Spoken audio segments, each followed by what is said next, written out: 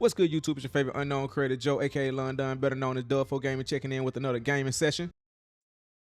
And today we have Palworld. So immediately when I started the game, I noticed that it had a very Elden Ring like feel to it.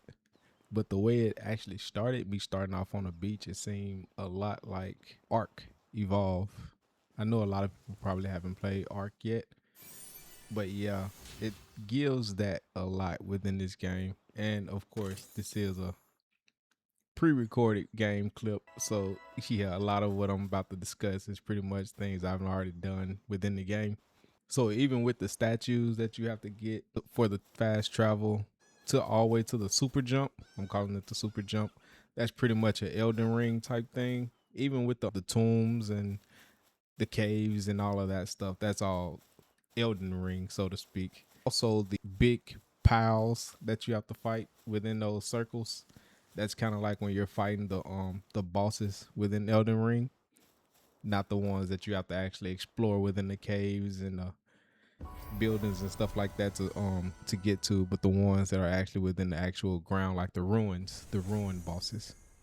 But yeah, from what I'm seeing though, it's definitely a combination of a lot of games put together, and that's pretty much what gives the game its, I guess, its uniqueness outside of a Pokemon game like everyone else keeps calling it. I really can't. Well, I can definitely see the Pokemon aspect of it, but once you get into the game, you get lost in the game. You find yourself more so feeling like it's a Ark survival type game, even from collecting the materials and things like that, starting to build your base in the game, because that's pretty much the mindset I got into when I started gathering the materials and stuff like that. As you can see, I wasn't even paying attention to the animals and stuff like that was around. And this screen right here pretty much set me back on course with what the whole gist of the game is. But this skill tree right here is just like Ark, literally just like Ark. Only difference is you're not fighting dinosaurs and trying to collect dinosaurs. You're collecting random animals around.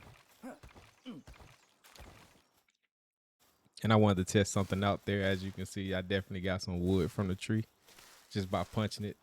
I was just testing out my theory of how close to Ark it actually is. And this is the super jump I was referring to. But my main thing was, if you'll take damage if you jump back into it. I don't think that I did. But then again, that wasn't a far fall either though. So it may just be something I got lucky on for that moment. Excuse me a moment while I take out my anger on this one little lamb ball. Don't mind me or the animal abuse going on as I roll the evidence out the way. Just roll it out of the crime scene. And another thing I wasn't paying attention to is the fact that they were giving me instructions in the top right of the screen over there, because I literally just approached this as I would an Ark game, to where, oh, you're just placed here, no direction, no nothing, collect materials. And as you can see, I definitely took some fall damage. But in Elden Ring, you don't take fall damage from those. But yeah, placed inside of the map, no direction, no explanation, just gather materials and start building. But they actually do give you direction in this game. It gives you a step by step, and it tells you pretty much what to do, how to do it, and everything like that. But the actual throwing of the pile spheres, as you can see in the bottom left over there, the pile sphere, to catch the actual piles, it's a little more complicated. And the window that you see, the critical catch, I think that's what it's called, is very small. So if you're not paying attention to it, you probably won't see it. Or you're too far into the action like I usually am, you will probably just miss it. And I think in the beginning, I was definitely eating the eggs. Probably because I was punching for all my materials instead of building a workbench like they told me to do. Now I'm starting to wise up. But I did mistakenly open the painting feature. So as of right now, I'm still not using that feature. I really don't see a point in using that feature unless you really just one of those people that wants to fully customize your base. But other than that, that's not me. So yeah, I pretty much just leave that feature alone. I mostly go out and just hunt for different piles, try to collect all 5, because apparently collecting 5 grants you more experience, and it gets you those effigies to where you can use to upgrade your piles as well as yourself.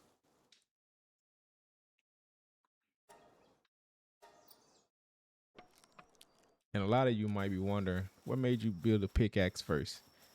Well, I definitely wanted to see what exactly would happen if I were to hit a tree with the pickaxe, because you usually get fiber in Ark if you hit a tree with a pickaxe. I did not get fiber. It was definitely wood, and it took me forever to get the wood. But I did have a starting 5 that I wanted to try to catch within Palworld. Another reason why I wasn't trying to collect those lamb balls or those cavities, I think it was called. But Daydream was definitely one of those 5. And I noticed real quickly that it's hard to catch them. But I also set my settings in a way that made the game a little bit harder as well, though. Because if I would have left it how it was, it probably would have been a little easier than what I would prefer it to be. So I can't even get mad at how many times I actually died within this game already.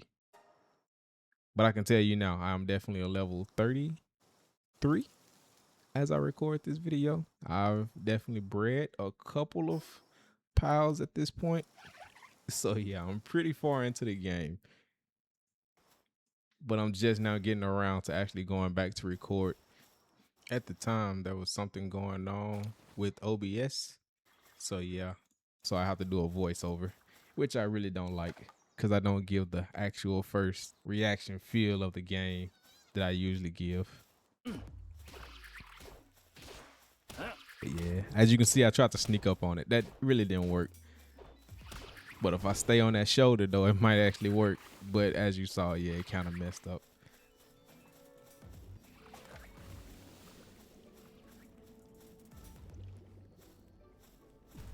And that's when I figured out that they actually poison you. The hit's poison.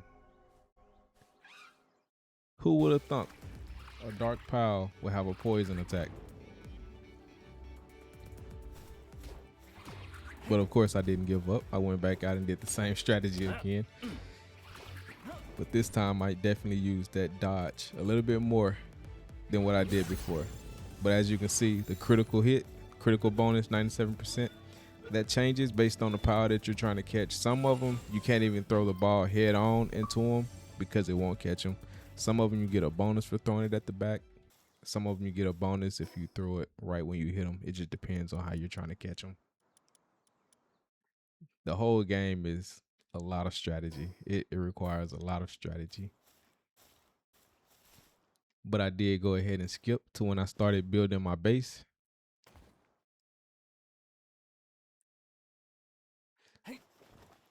My whole thing was I wanted it somewhere next to the cliff so I can have a view. But yeah, I'm not, I was gonna say I maybe will, but I definitely did change the location of my base. But the thing about it, the further your level of your base, the more bases you can have. So the level I was at first at my base didn't require me, or didn't allow me to have more than one base. So I definitely had to tear my base down just to build the other one. Which definitely was kind of messed up, but at the same time, I guess it was what it was.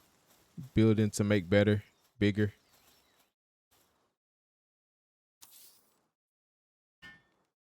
And this is pretty much the food tray for the pals. It keeps their sanity up. And if you get the right pals, they'll fill it for you as you grow. Stuff like wheats and berries and things of that nature, they'll just bring it and put it inside of there, because you always will have that pile, or you may not, depending on the piles that you catch. They will always maintain a work ethic at your base. That way you don't have to do too much when you come back. All you got to do is just build and collect stuff. Oh, and one thing that you guys may want to ensure that you do when you're playing this game. Well, one, press sleep when laying on top of the pal's bed. Secondly, toggle on the hold feature. That way you don't have to hold the button the entire time, because there are actions within this game that require you to hold the button for an excessively long time. So that way, if you just press the button, you can always walk away and then come back to it. That's what I do now. I just press the button, walk away, come back. Maybe it's done, maybe it's not. If not, then I can always walk away again. But holding the button, oh yeah, it's ridiculous. Especially cooking things like cake to breed the piles. If you don't have the correct structure and you improve your kindling, yeah, cooking certain things takes a long time. A long time. This little mechanism right here is what you will use to upgrade your base, assign what piles you want to your base and which ones will be running around pretty much doing daily tasks and things of that nature. But this video here is for the ones that are pretty much like trying to figure out what the whole concept of the game is. And it's the reason why I haven't skipped through a lot of what I'm doing at that point. But at the same time, it will get to the action later on to where I'm actually fighting. The thing about it though, I wasn't too sure about the actual fighting mechanism within the game. Like I was still trying to figure things out. And with the settings I have, I definitely have the piles. If they attack me, it does way more damage than if they were to attack the piles I have. So yeah, the fights that I actually got into, I had to approach them in a strategic way or it was definitely going to end in tragedy. In here, I was having a brain fart because I kind of forgot that Daydream stays out regardless. And I had the mindset of, okay, I can have 2 piles out at once, but the whole time I can only have 1. And that's when I realized the blue rings around. Yeah. But that's one of those good things to keep them in mind. There are certain piles that can always stay by your side. So as of right now, at a level 30 something, I have 2 piles next to me. My starting 5 is Depresso. I think her name is Dazzy, Hoocrates, Daydream, and Van Worm, however you say his name. But yeah, I needed the flying type since I don't have a actual mount.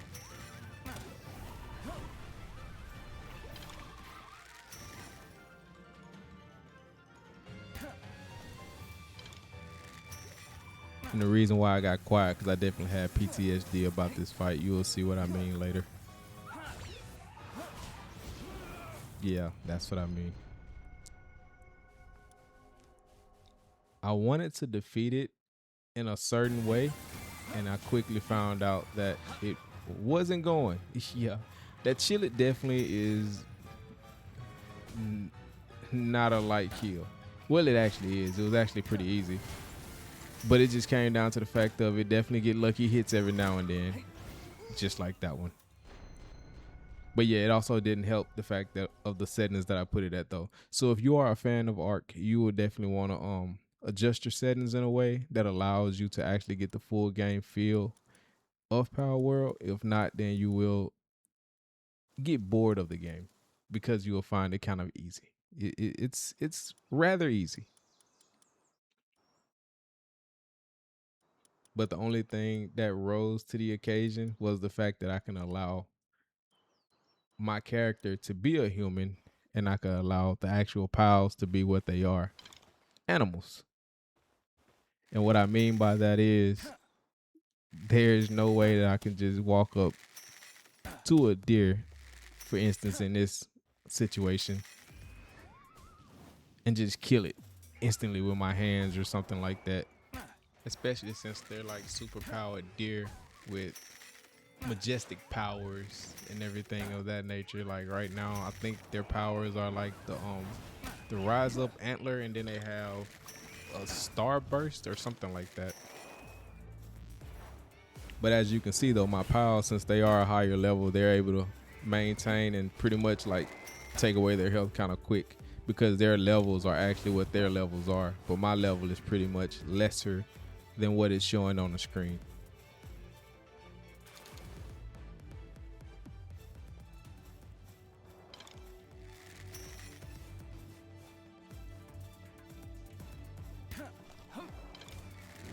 I'm still trying to figure out how that didn't hit me.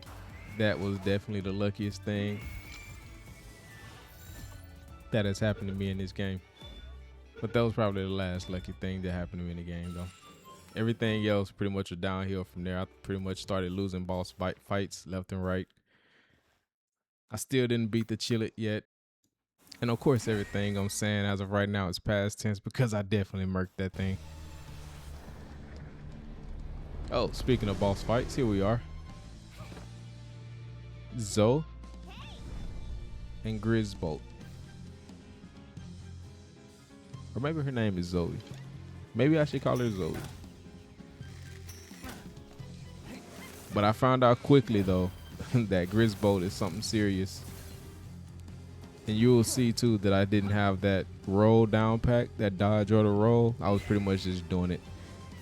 But there is one fight with Zoe and Grisbolt that you can see that it kind of clicked.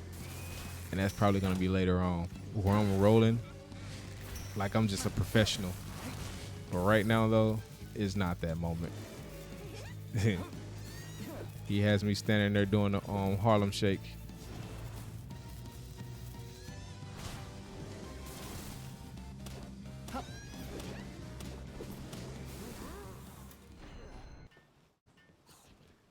So yeah, after being defeated by him, decided to go and get the wise advice from the old man.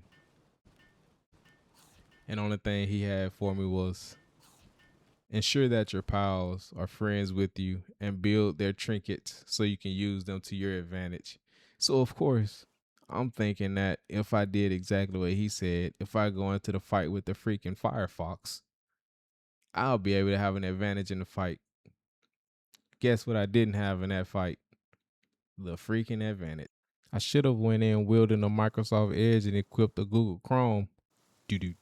As of right now, I want to hear, well, not hear, I guess read what he's talking about before I just spring forward into action. I'm almost knowing no one got that joke, but I said Firefox, Google Chrome, Microsoft Edge. Never mind. Don't worry about it. Yeah, because at this point, he's telling me what I'm supposed to be doing, what I'm supposed to be catching, and how to do it and all of that. But I've been already out pretty much taking out everything that I saw. Because once I figured out that if you catch 5, you get experience, yeah, I was just throwing balls left and right at things. And you can take that however way you want to take it. But, of course, it isn't meant to be taken that way. But I'm not ready to go inside of a cave, though. Yeah, that's not going to happen just yet. Oh, backstory behind this. So this fight came out of nowhere because I was not expecting for him to attack me the way he did. Even with me reading the interaction of what we were talking about, I'm thinking that it was going to be like a ready battle type situation. Like a cutscene or something. No, it was just straight into it. My dumbass watching his back, I didn't even have not one pile equipped. And as you can see, my bow does nothing. It's doing nothing. And I did find out that if the weapon is damaged, it does less damage. Which makes sense, I guess. And that's why I keep taking my bat out. I did the same thing with Zoe and Grisbolt. And of course, he did the stutter swing, which got me killed by Daydream in the beginning. But live and learn, I guess. You live and learn. But as you can see, I'm going back because I want my revenge in that fight. And little to my surprise, I see a lot of dire wolves and rushors. So let me go ahead and pick up my bag. Another feature from Ark. The only difference is in this game, you can have it to where your bag can be picked up from no matter the height. And it stays there. Opposed to Ark, if you drop your equipment and you don't pick it up and you die again, oh yeah, that's gone. You can hang that up. Start over, buddy. Just like your characters die in Ark. By characters, I mean your dinos. Yeah, they're gone in real life. You might as well hang that up and go and start searching again, buddy. But as you can see, This is me cooking up the kill.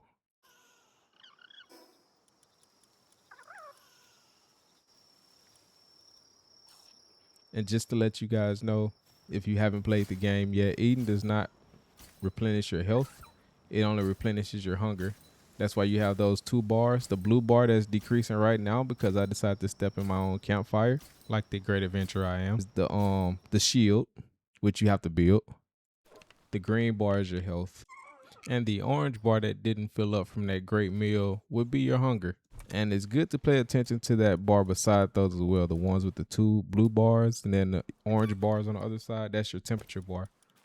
So once that bar is either on the right side fully or the left side fully, you definitely start to lose health. And you can die from being too hot or too cold. And the only way you can alleviate that is by building certain clothes. So you have to make sure your clothes is on par with what you're trying to do within the game. If not, you can definitely end up in the wrong section. Cliffhanger.